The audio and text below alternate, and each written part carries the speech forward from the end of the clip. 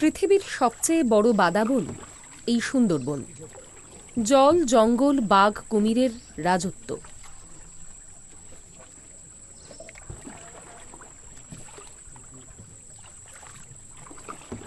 জীবিকার অন্যতম উৎস এখানে মাছ, কাঁকড়া। আমরা এখন কুলতলিতে একটি আশ্চর্য ঘটনার সাক্ষী হতে।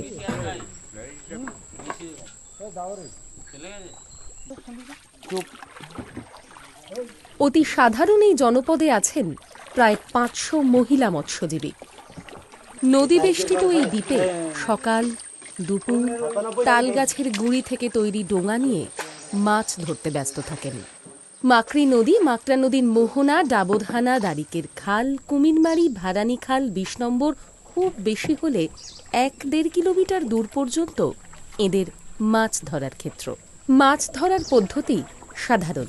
সুতোয় জড়ানো টোপ দিয়ে তারা মাছ ধরেন, কখনো বা খাপলা জালে। নদীর মৎস্য সম্পদের ক্ষতি না করে চিরাচরিত পথে এরা জীবিকা নির্বাহ করেন।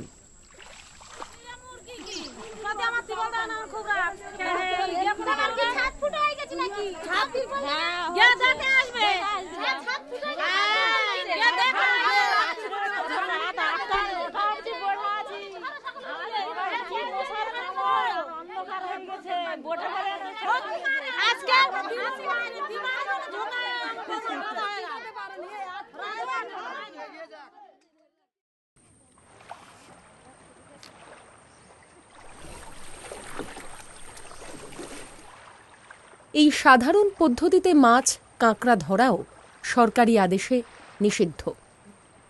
দারিদ্র্য এদের বাধ্য করেছে নৌকার পরিবর্তে শুধুমাত্র তালের ডোঙা নিয়ে বিপদসংকুল নদী খাড়িতে নামতে। বেঁচে থাকার তাড়নায় বাঘ, কুমির উপেক্ষা করে সামান্য পরিমাণ মাছ ধরেন এরা।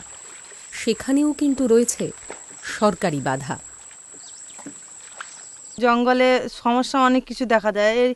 ভেপে ধরো মাছ গুড়ানো হচ্ছে সেই সময়, তো আর আমরা উপর দিকে তাকাচ্ছি না জঙ্গলের দিকে। সে সময় বাঘ ধরো তাকিয়ে আছে, সে হয়তো ফলো করে আছে, আমরা তাকাচ্ছি না, আমরা কিন্তু মাছ গোড়ানোর এতে আছি। কোনো সময় আবার কুমিরের গার উপরে পা পড়ে যাচ্ছে, নৌকো টেনে টেনে নিয়ে যেতে হয়তো জলে মাছ ঘুরেতে ঘুরেতে কুমিরের গায়েও পা পড়ে যাচ্ছে। পেটের জ্বালা পড়লে বাঘ কি আর কিসের কি বলো, এমনি মরে যাবো না, বাঘের পেটে যাবে আর কি হবে, আর না খেয়ে মারবো।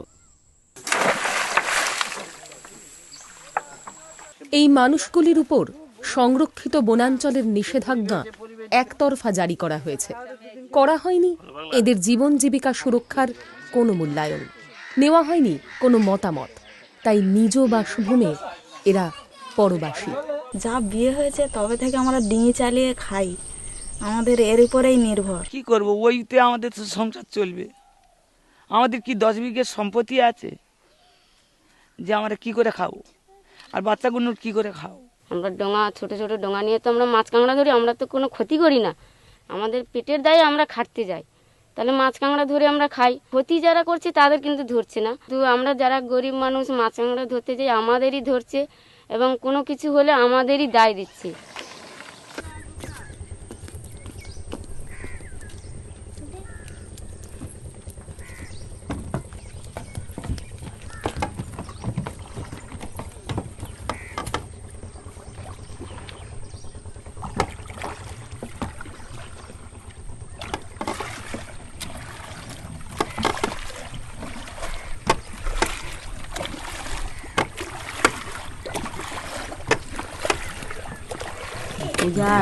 দুঃখে সংসার চলে বাবা, আমাদের বেশি সম্পত্তি নেই। নদীতে যাওয়া আসা, বাজার থেকে কিনবো তখন খাবো, জায়গা নাই যে 2 বস্তা ধান কিনে ঘরের বাড়ির ধান আছে ঝেড়ে ঝেড়ে কুটি কাটে নেবো, হ্যাঁ সেটুকু নিয়ে আনে।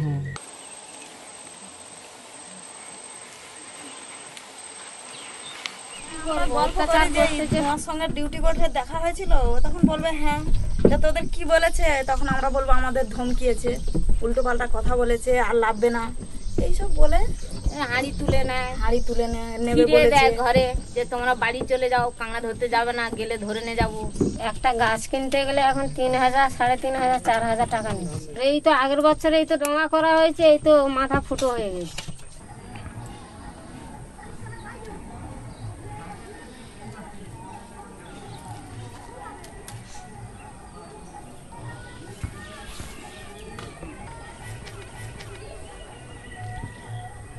ভোর 4টের সময় উঠে আমাকে যেতে হয়, কোনোদিন ভোর 4টেয় যেতে হয়, কোনোদিন 3টের সময় উঠে যেতে হয়। আবার গিয়ে ওই মানে নদীতে ক্যাংড়া ধরার জন্য সুত ফেলতে হয়, আর সুত ফেলে ওই ক্যাংড়া নিয়ে আবার আসবো কখন, কোনো সময় 10টা বেজে যাচ্ছে, 11টা বেজে যাচ্ছে, কোনোদিন 12টাও বেজে যাচ্ছে।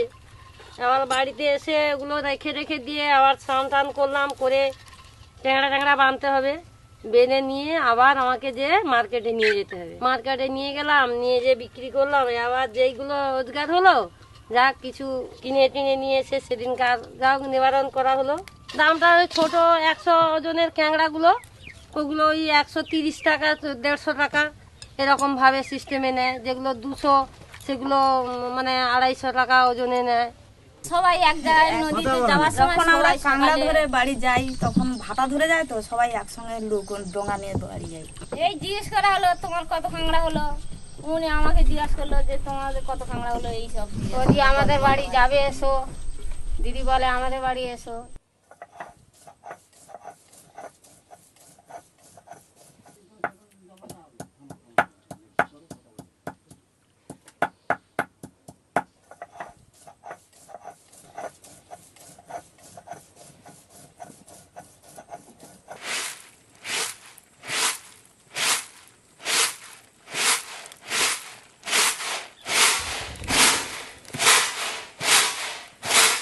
ঘর মাটির ঘর, জল পড়ে, নোনা জল, একদম অফ সাইডে নদীর ধারে জল ঘর। পেয়ে তো এত হাফ মাথা থেকে ভিজে চলে গেছে, তাই ঘর ছাইতেও পারেনি কিচ্ছু অবস্থায়। আমাদের তো খড়ের ছাউ নেই, প্রচুর হারে বৃষ্টি হয়, ঘরে থাকতে পারি না।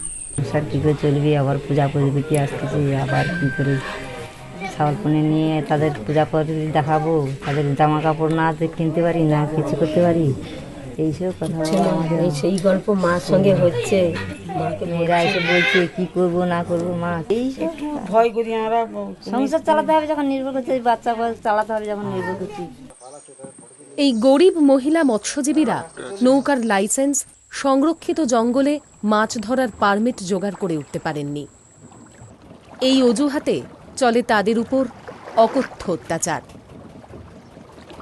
জাল, হাঁড়ি, ডোঙা কেড়ে নেওয়া তো আছেই, সঙ্গে মাছ কাঁকড়া তুলে নেওয়া, গালাগালি, এমনকি মারধর, শ্লীলতাহানিও।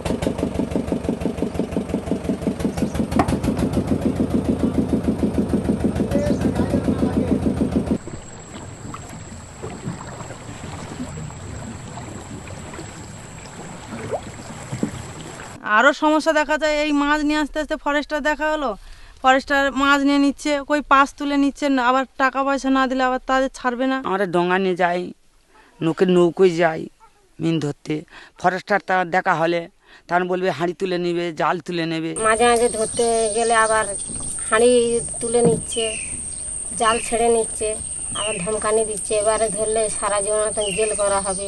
বাঘ বাইর থেকে ছেড়ে নিয়ে এসে এখানে ছাড়ছে, কোথায় কেউ মিন ধরতে গেছে কাঁচ ফেলাচ্ছে, এরকম করছে, পাস রেজিস্ট্রি দিচ্ছে না, এবার কুমিরে নিয়ে এসে বাইর থেকে এখানে নিয়ে এসে ছাড়ছে, অনেক রকম সমস্যা বাঁধাচ্ছে।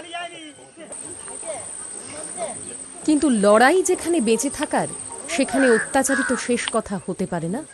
তাই আন্দোলন, তাই সংগঠন।